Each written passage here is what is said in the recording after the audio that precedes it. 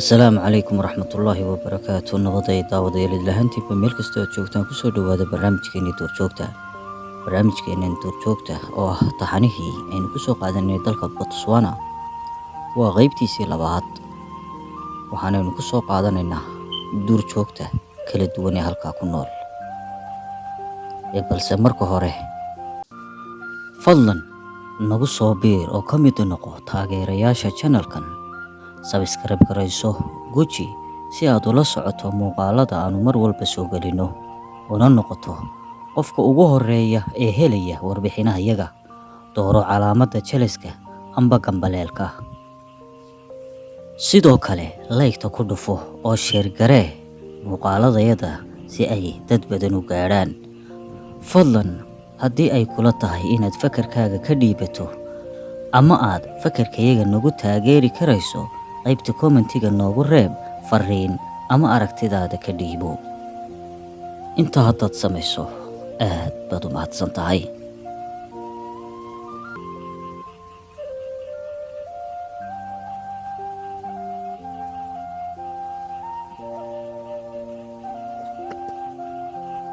geedahan jirta jilicsan waxaa rabbi ku nooleeyey xayawaano fara badan kuwaasi oo ay ka mid yihiin shimbirahan iyo xayawaano kale.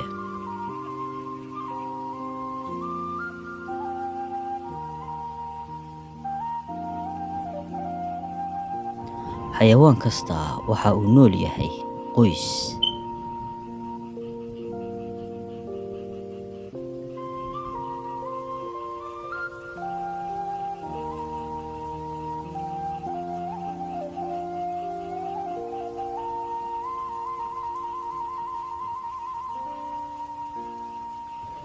sidoo kale waxay qaarkood ka faa'iidaystaan daldaloolada jirridda.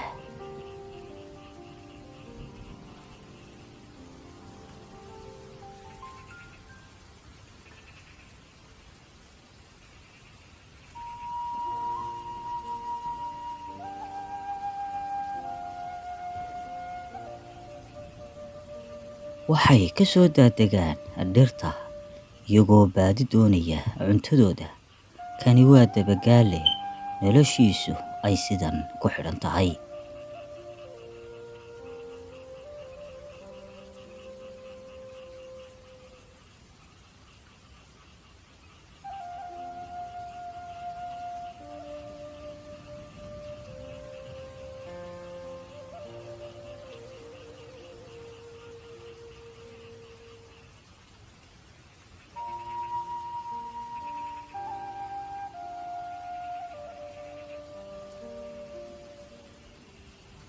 kani waa xayawaanka loo yaqaano baaska. waa shimbiraha ka mid ah waana shimbir cajiiba. waxay ka timi meel goobtan u jirta 4 mayl.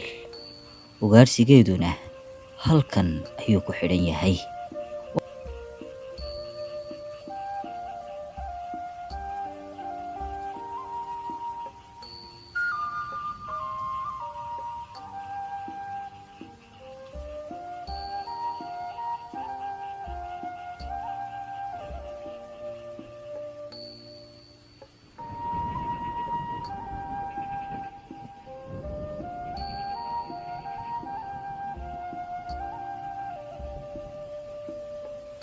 waxay ugaarsataa xayawaanada kala duwan.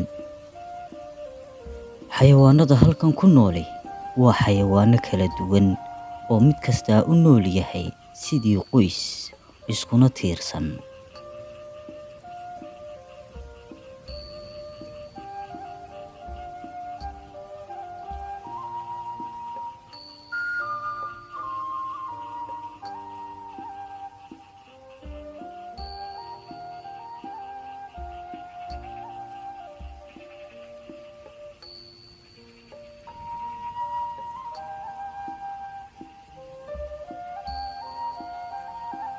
waxay dhammaantood ku xidhan yihiin webigan okavango.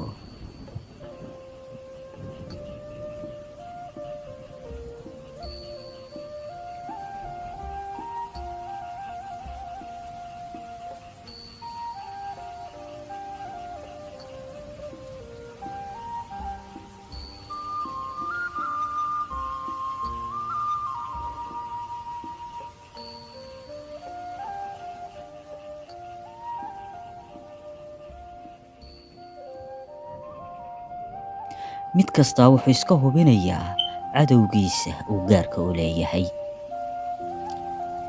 hadday noqoto cadowga dusha kaga imanaya iyo hadday noqoto ka dhulka kula nool.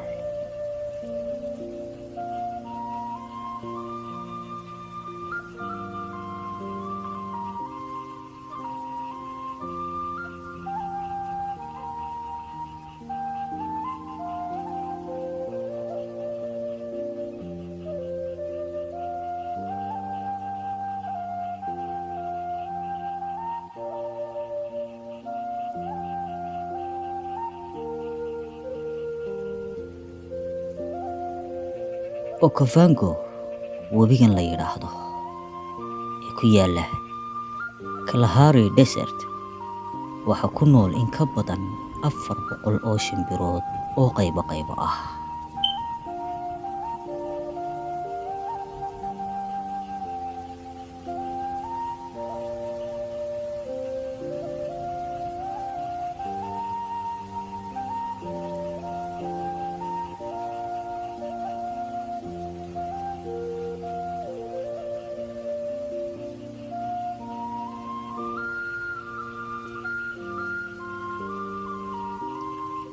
dhammaantoodna halkan ayay u soo cunto doontaan.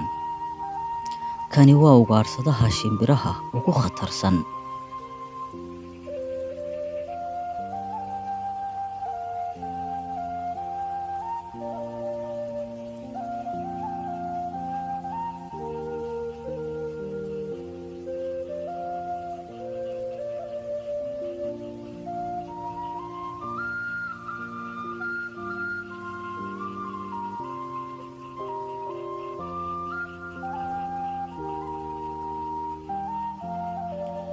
Kalahari Desert waxaa ku nool iyaguna ay duureed ama ay dabadeed.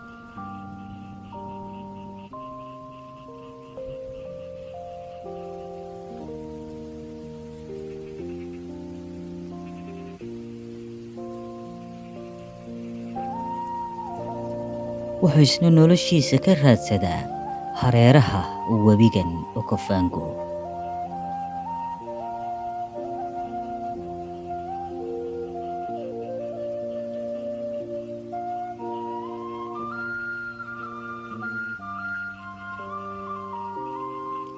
Okavango Delta waa biyo fariisin aad u weyn oo Rabbi ugu talagalay inay sidani noqoto. xayawaan kasta wuxuu u nool yahay qoys wada jira.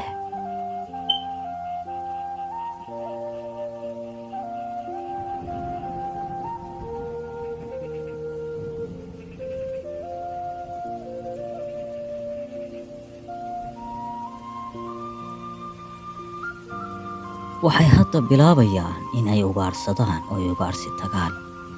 kuwa yaryar ee aan weli qaangaadhin ama aan raaci karayn kooxda waxaa lagaga tagaa halka ay ku nool yihiin.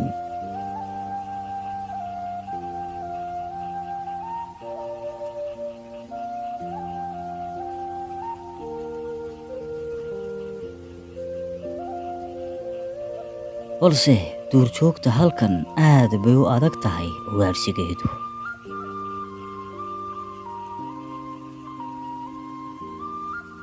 maxaa yeelay mid kastaa wuxuu ku tiirsan yahay qoys wada jira, kuwaasi oo iska ilaaliya cadowgooga wadajirna u weerara marka la soo weeraro.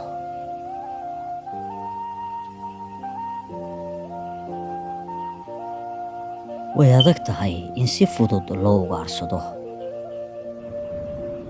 ay duureedyadani 3 usbuuc ama 3 toddobaad waxba may cunin. ugaadh ay ugaarsadaanna ma ay helin.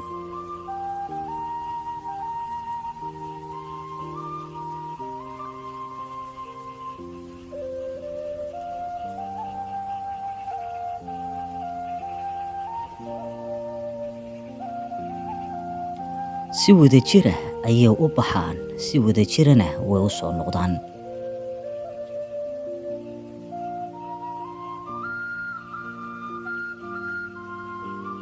kani waa maroodi, balse suurtagal maaha in ay ugaarsadaan isaga.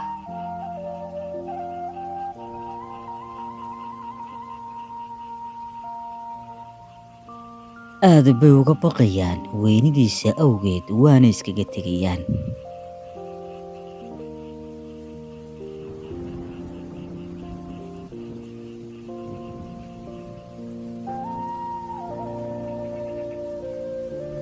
Dib ayay ugu soo laabteen goobtii ay dhallaankoodu ku noolaayeen, waxbana maantana ma ay helin. Balse fadlan nagu soo biir oo ka mid noqo taageerayaasha channelkan. Subscribe garayso, guji si aad ula socoto muuqaalada aanu mar walba soo gelino, una noqoto qofka ugu horeeya ee helaya warbixinahayaga. Dooro calaamadda jeleska amba gambaleelka. Sidoo kale like-ta ku dhufo oo share garee muuqaaladayada si ay dad badan u gaadhaan. Fadlan haddii ay kula tahay inaad fakarkaaga ka dhiibato ama aad fakarkayaga nagu taageeri karayso, qaybta commentiga noogu reeb fariin ama aragtidaada ka dhiibo. Intaa haddaad samayso aad baad u mahadsan tahay. waa tahay daawadayaal qaybteennii labaad ee duurjoogta Botswana. halkaas ayaynu kaga tegi doonaa intaynu qaybta dambe ku kulmi doono. dhammaantayo waxaan idin leenahay nabadgelyo.